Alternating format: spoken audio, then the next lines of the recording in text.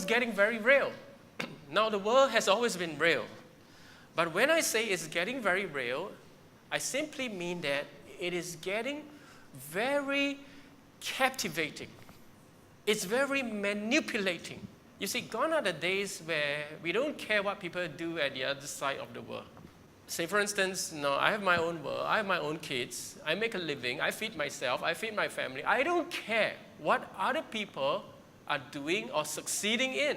But now, the world is interconnected. Everyone knows what everyone is doing. Everyone is influencing everyone. So when a new product came out in this world, then all the buying and selling, all comes. And then when a new trend comes, everyone influences each other. And with all this social media, everyone sees what everyone is doing.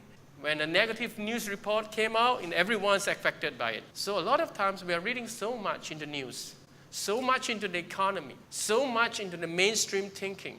You have no choice but to pay attention to all this. And even as you work, you've got to keep upgrading, You cannot stay behind. So the world pushes you. You have to adapt. You have to stay in it. And then the world is getting very accessible. Everything is just a click of a button now.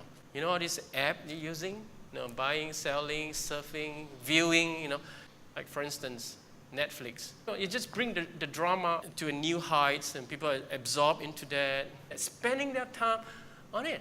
And then you have talked to some young people, hey, have you watched this Marvel? No, I've watched. Have you watched that series? I've watched, Where is the time? When you always say no time, So you cannot imagine, what is occupying all our free time.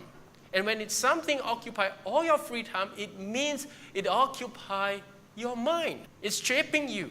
And then after stealing away our time to pray and meditate, the next thing it will do is to make us feel that the Word of God is irrelevant. And the Word only stays in the church. Once you are out of the church, you might need a different set of ideas and methodology to make things work in life. And that's how Christians nowadays are starting to feel like church life is dull. But the world is ever more new. The world is exciting. The world has new ideas. The world offers new solutions. It has new happenings. With the world getting ever more real, the church starts to lose its foothold. And then you see it starts to change its settings, its presentation, its styles of worship, even its messages. Now, I believe that the church has to move with times. But the church cannot move with times blindly. It must always have its fundamental culture. The church must possess a culture which the world cannot intrude. What culture is that? The culture of the Word, where everyone yearn to hear the Word and live it. And then the culture of love, true, genuine, sincere love among brethren. And then the culture of witnessing, gathering together, testify how good the Lord is, witnessing within ourselves and to the Gentiles. Now, it is by this culture that we stay sheltered and strengthened. It is by this culture that the world cannot stand up against us.